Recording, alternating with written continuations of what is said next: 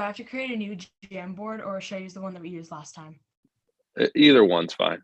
If you didn't put too many on the last one, Okay. most kids create a new one each time, just because that way they can keep track of it a little bit better. Okay. Then But it doesn't matter to me. Okay. Oh, you But know, go ahead and then. yeah, you can use the other one. That's fine. Okay. The one they called geometry. Yeah. Yep, I'm on that now. So let's go to page 4. Yeah, and then I'll upload some of the new shapes. Perfect. So we're doing volume, right? Oh, you said? Yeah. Okay.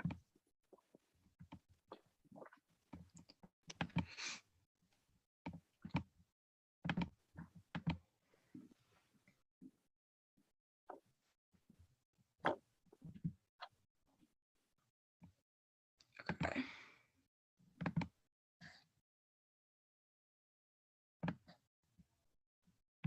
Okay, there's the first one.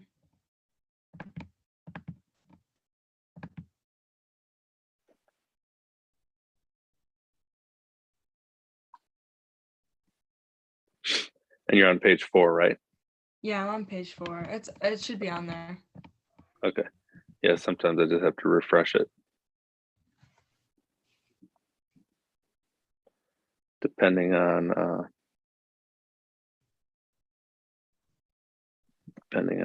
how quickly this Jamboard updates. Sometimes it takes a second. All right. So we're finding the volume of this shape. Yes.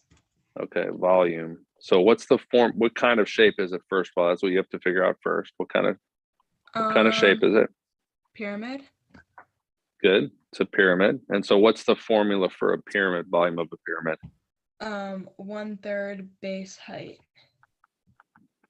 1/3 of the base times the height. Yeah. And so your base is going to be what in this case? 12 or 144. Well, your base is going to be this entire thing, right? Okay, so then 144. That entire square, right? So our base in this case is a square, right? And the area of the square equals 12 squared, which is 144. Yeah. Got it. And then what's the height? 8. Good. So there you go. It's just 1/3 times 144 times 8. So take your calculator out.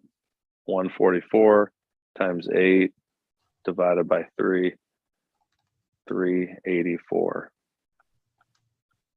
And it's going to be meters cubed because it's volume. So it's cubic meters. Okay. Got it? Your anytime you're doing area, it's going to be square units.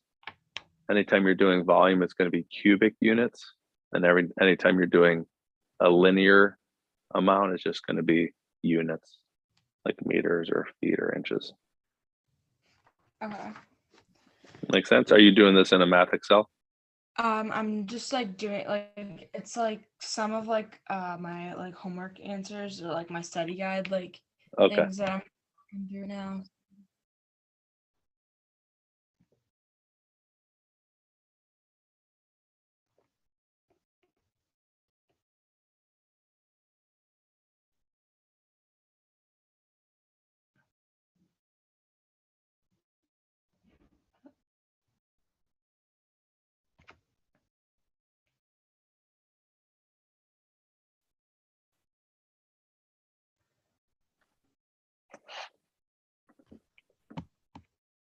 All right. Are you back? Am I back? Yeah. Okay. I don't know what happened, but I just lost connection or something. That very seldom happens to me. All right. The live stream was still going on, but okay. So I need to share. I'm sharing my screen. All right. So did you understand what I was saying? Yeah. Yeah. So do you have the answer key to these? Yeah, I have the answer to that one. It's 384. Okay. No, I just put a new one on page 5. Yeah. Okay, so now this is what? Again, let's think. What to find the volume, you have to say what the shape is, what kind of shape we have here. We have an equilateral triangle. I think they call this a. Or is that like a prism? Yeah, I think they call this a triangular prism, maybe. Okay. Right. So that's what you have to do. In order to know what formula to use, you have to know how to identify the shapes. So um, this is a prism. Okay. And you see So. how the base of the prism is a triangle? Mm-hmm. Now you might think, well, no, the base is on the bottom always, isn't it? Well, you could orient it any way you want it to go. You don't really want to call this rectangle a base necessarily, because then you've got a triangle that's on the top. It'd be much easier to call this triangle the base and call this the height. That makes sense? Yeah. Yeah. Okay. Yeah, I got what you're saying. Okay. So what's the formula then for the volume of a prism? Just base times height. It's base times the height. And what's my base again? The little triangle. It's that triangle, right? And so what's the area of a triangle? Half One base half. times height. Yeah. Yep, one half. No, I'm going to call this a different base, right? I'll call it lowercase b. One half base times height. So do we have those in that data, that information? Yeah. What's the base? So 4 times 3.5 is 14, divided by 2 Good. is 7. Good. So that equals 7. So my base is 7, and what's my height? 12. Good. So 7 times 12 is 84 84 inches. What? cubed. Cubed. Good job. And it's like, is that it? Like, I feel like, I don't know. I feel like there'd That's be it. more to it. That's it. That's all there is to it. The tricky part really is identifying the shape, to like knowing which formula to use a lot of times, and then knowing what these different things mean, right? Mm-hmm. So identify, oh yeah, this is a prism, and it's a triangular prism. So all I need is the base, which is a triangle, and the height, which is this. So, and the area of a triangle is just 1/2 base times height. So one other thing to remember is that volume is always going to have 3 dimensions. It's volume is always 3D. So this looks like 2D, right? B and H looks like 2 numbers, right? But this is really the area of the base, not just the base. That's the area. So this is actually 2 dimensions right here. That's an area, which is 2D. And this is the height, which is a 3rd dimension. And that's how we get 3D out of the volume. Go back to the one before. You see how this was really the area of the base. It was the area. It was 2 dimensions. And this is your 3rd dimension. The only reason we had to multiply it by 1/3 is because this isn't going up. This isn't a prism going up. It's only 1/3 of that, right? It's not a prism. It's not a square prism or cube, that would be called. It's not a cube. It's only 1/3 of that. Imagine if you drew a cube around this. I'm going to go ahead and try to do this over here. Imagine if you drew a cube.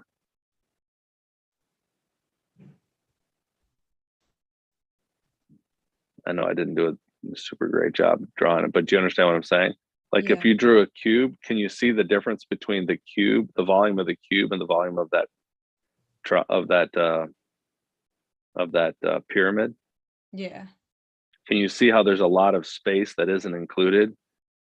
Yeah. A lot of the volume is not, and to be exact, it's 1/3 of it. This pyramid only takes up 1/3 of the volume of this cube, which is pretty kind of hard to believe, to be honest with you. I always find that a little bit hard to believe, but it's true. That's the formula for the volume of the cube, and there's proofs for it, but you don't have to worry about the proofs. Okay, make sense? Okay, yeah. All right, so what would this one be?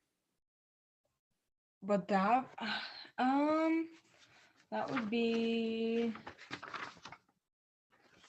let's see what I had. Would that just, I don't really know. That one was a prism, I think. Yeah, it's a prism. It's a prism because it has a base and then it's just got a height. So here's your base right here. See, I think part of what maybe you're confused by is you want this to be the base right here. Maybe. Is that why you're confused? Yeah. The base doesn't have to be the part that's on the bottom. The base can be whichever part makes the most sense. So this is the base, and it's the same base on the other side. So all this is this right here, this shape, this hexagon, and it's goes up that entire height or that distance. Okay. Okay. Does that make sense? Yeah. So the volume of a prism, like you said, is the base times height. And the base in this case is a hexagon. So what's the area of a hexagon? Area of a hexagon? The area of a regular hexagon. Do you remember how to do that? Would that just be half apothem perimeter? Yep, 1/2 AP. So the perimeter is 6 times 6, which is 36. And what's the apothem? Let's find that. Let me go over here let's see if yellow will work. If I put that there and I go straight down, that's the apothem, right? Mm-hmm. So this is 3 here. This is the A that we're trying to solve for. And that's a right triangle. And so do you remember do you learn to use trig for this? Yeah, I learned to use trig. But because it's a hexagon, don't you have to, isn't it going to be a 30, 60, 90? Yeah, so that's what I'm wondering what you learned. Did you learn how to do that? Like, Yeah, you know that? Yeah, I did. Okay, so each one of these, like you can do it a couple different ways, but each of these right here, you do it like this. Each of these this is 360 divided by 6. So each of these is 60 degrees, right? Mm-hmm. So this is 60 degrees. That means half of it is 30 degrees. So this right here is 30 degrees. Okay. And which means this is 60. You could have also done it that way. So yeah, you're right. It's a 30, 60, 90. So do you remember the relationship between the smallest side and the medium side in the 30, 60, 90 triangle? Do you remember the relationship? Wouldn't it just be 3√3? Correct. Good job. Mm-hmm. So you know A, good job. You know your formula as well. Impressive. So A equals 3√3. You could have also done Pythagorean theorem if it wasn't a 60, 30, 60, 90. Then you could just use, I'm sorry, not Pythagorean theorem. Then you could use trig. You could have used trig. Have you done trig yet though? I'm trying to think. Yeah, I have done trig. You have. Okay, so you know how to do that. You know how to use trig to solve that. Mm-hmm. Okay, so A equals 3√3. So we have, whoops, I wrote 1 over A. I meant 1 over 2 over here, right? 1/2 AP, isn't that right? 1/2. Yeah. 1/2 AP. And I always simplify before I complicate things. So let's not multiply this. Let's just cancel out the 33, the 36 and the 2, and we'll get 18. So that's just 18 times 3, which is like 9 times 6, which is, what's 9 times 6? 9 times 6. Yeah. 54. So 54√3 is your answer if you want an exact answer. And a lot of times they want the exact answer. You don't even need your calculator to do that. Okay, and that counts like all the other like little rectangles around it too? Sorry, that's not the answer. That's the area of the base. Now what do I have to multiply this by? 2. What's the height? Oh, 10. 54 root 3 times, now I have to multiply it by the height, and this is the height right here, times 10. So it's 540 root 3, And which then you can that's punch into your calculator, or they might want it in the exact answer. That's called the exact answer. If you punch into your calculator, it's going to give you a decimal approximation. yeah. So make sure you know what it's asking for. Do you understand that part of it, that piece? Yeah, I think I got it. I was just kind of confused because when you do the hexagon, like when you like find the area of the hexagon, does it count like the top and the bottom for it? Like if that makes sense. Like This one and this one? yeah. Well, remember, all we need is the base. Find the volume, we just need the base. So we only need one of them. Imagine turning this thing on its side and it going up like this. The hexagon's on the base. Okay. So we only need one of those bases. We don't need both of them, because this height is going to basically multiply this base 10 inches worth of it. So it's kind of like we take whatever this area is and then we multiply it by 10 to like fill that entire space up. Yeah. Okay. You understand that? Do you have the answer key for this? Yeah. Oh, Yeah, and then it's that's going to be right. inches. I think yeah, that's right. My teacher put out the answer key to the study guide, and that's right. I was just like kind of confused on that a little bit. So do you understand why I did it that way? Yeah, because it's like No. if it was like standing up, it wouldn't like yeah. I got Yeah, it. so your base is really like this.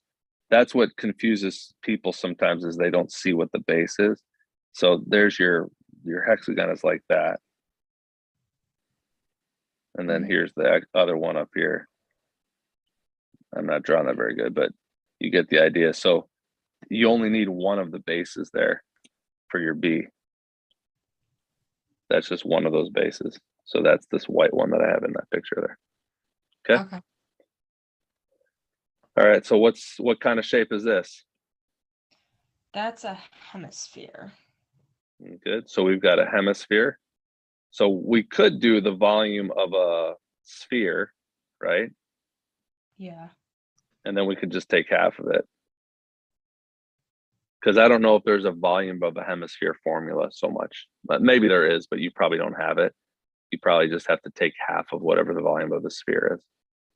Yeah. Am I right? Yeah, I have the volume for a sphere and a hemisphere, like the Oh, formula. you do. Okay. What's Yeah. the formula for the volume of the sphere? The sphere is 4/3 pi r cubed. Good. And then I bet you the hemisphere is just 2/3. Yeah, You know why? because it's half. Yeah, because it's just half. It's just 1/2 of that. And so then this is going to cancel with that, and you're going to get 2. Yeah. So you don't even, you don't necessarily even need that volume of a hemisphere formula. You can kind of figure that out yourself. So the good thing is all we need is what? The radius, Yeah, and what is the radius? 4. Very good. So it's 2/3 pi 4 cubed. Now let me show you a little trick I was talking about before. Actually, no, I'm not going to show that. I can't simplify this. So this, we're just going to have to multiply it out. 4/3, 4 to the third times 2. So it's 128/3, which isn't going to reduce. 128/3 pi, if they want the exact answer. And that's going to be feet what? Cubed. Perfect. Okay. And then so I so when we did surface area, we didn't Okay, actually, I'm gonna do that after this problem. I'm gonna go over that after this problem. So area again? The volume. Yeah. I'm sorry, volume again? Okay. Yeah. So how would I find the volume of this? Well, you'd have to split it into two shapes, right? Very good. So I'm going to do the volume of the bottom shape, which is a what? Like uh just a prism. It's Or actually a cube. Do you cube. see how it's a Yeah. cube? Because all of these are the same. That means it's a cube, like a die. Okay. Got Gotcha. it? So the volume of a cube is just, it's like a rectangular prism, but they're all the same. So it's just sides cubed, which is 10 cubed, which is 1,000. 1,000 meters cubed. Okay. And then what's the top shape up there? Pyramid. Very good. So it's plus the volume of a pyramid. And what's the volume of a pyramid again? The volume of a pyramid is 1/3 base times height.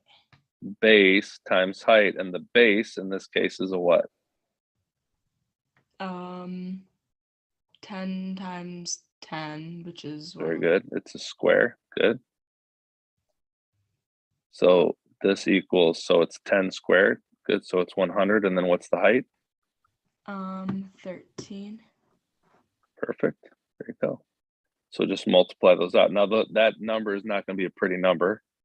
I wish the 3 would cancel, but 113, neither of those have are a multiple of 3. By the way, do you know how to tell if something's a multiple of 3? Do you remember the divisibility rule? No. I'll teach it to you real quick because a lot of times they don't teach this to you, but it's really good to know. So if you add if the sum of the digits is divisible by 3.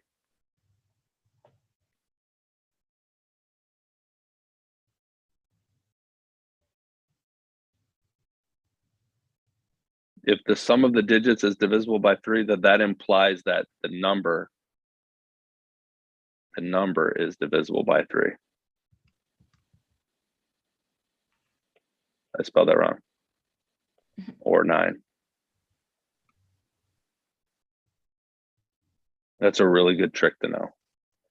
So like 1725, if you're not, hey, is that divisible by 3? We'll add them up. 1 plus 7 plus 2 plus 5 equals 15. And 15 is divisible by 3. So this one is. 1725 is divisible by 3. It's 575. Okay. Okay. Is it divisible by 9?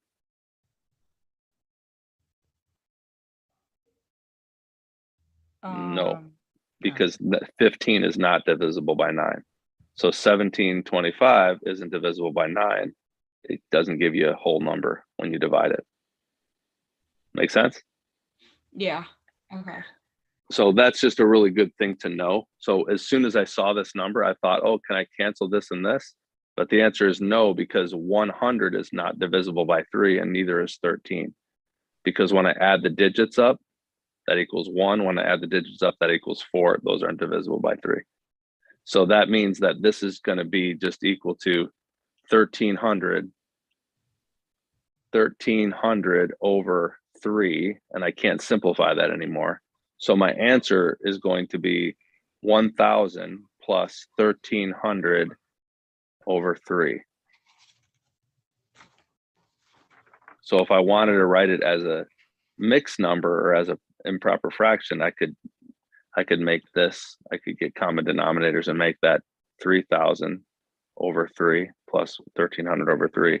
So that would be 4300 over 3. And that's your answer if they wanted an exact answer. But if they don't mind a decimal approximation at the very beginning, you could have just punched that into your calculator and add them together. Got it? If that was confusing, go back and watch that YouTube video and it'll hopefully make sense the more you watch it. Okay. All right, and then here I'm gonna put this last shape on. Okay, so for spheres, we didn't do surface area of spheres. Our last like on our surface area test, we didn't do surface area basically. Okay. So on this one, we're gonna find the surface area and the sphere. And the volume. Okay. The volume's easy, right? Yeah. How do you find the volume? Uh, 4/3 pi r cubed. Good. So that's just going to be 4/3 pi times 4 cubed, right? Yeah. Which is just 4 to the 4th power, 256 divided by 3, 256 over 3 times pi. And that can't be simplified at all Okay. because this is not divisible by 3. Again, how do I know? Because when I add these together, 2 plus 5 plus 6 is 13, which is not divisible by 3. So this isn't divisible by 3. So that's your answer. Okay. So what's the formula for surface area of a sphere? Do you have that with you? Yeah, 4 pi r squared. 4 pi r squared. So what's r again? 4. Good. So what's 4 cubed? 16. That's 4 squared. What's 4 cubed? 4 to the 3rd power. Oh. Oops. 4 cubed. It's 64. And then, of course, put your units in. This is going to be meters what? Cubed. No, this one is surface area. So area is always how many dimensions? So, Yeah, area is 2 dimensions. Volume is 3 dimensions. okay. Yeah. Okay. All right. Okay. Do you get how we do that? Yeah, I got it. So let me explain to you why, real quick, why this is squared and this is cubed, just so you know. Area is 2 dimensions. So if you take this sphere and you imagine flattening it out, it would, when you flatten it out, I'm not sure how you would do that. Like imagine it's a beach ball and you pop it and you cut it. Okay, it's going to look something like this. I'm not even sure what it would look like exactly, but it'll be probably something like that, right? When you cut it. And the volume, this volume right here, for 64 pi meters squared, what you're literally doing is you're taking meters, square meters. There's 1 meter square, there's 2 meters square, there's 3 meters square, there's 4 meters square, there's 5 meters. That's what you're doing to measure how big this is. Okay. But when you're doing volume, you're taking cubes, not squares. So you're taking a cube like this. Those are cubes that you're using. And you're tiling the shape. It's hard for me to draw these, but you're tiling the shape with cubes. That's essentially what you're doing. And you're putting all these cubes together. And there's 256 divided by 3 times pi of those cubes in this shape here. So 256 divided by 3 times pi. There's about 268 of those shapes inside here. If this is 4 meters, the radius is 4 meters, then you can fit about 268 of these shapes inside here. That's how you're basically tiling it. Understand that? 64 times pi is, where'd my pi go? About 201. You can fit about 201 of these little shapes in here if this distance right here is 4 of those shapes, or if this distance right here is 4 meters. If that distance is 4 meters, that's like my radius, right? Then you're going to be able to fit about 201 of those blue shapes in this entire, that's the surface area. That's the area of the surface of that sphere. So that's the reason that you have meters squared versus meters cubed. in your units. Okay. All right. All right. Hopefully that made sense. And notice that I posted a bunch of new study sessions. I don't know if you saw that, but if your mom or dad or whoever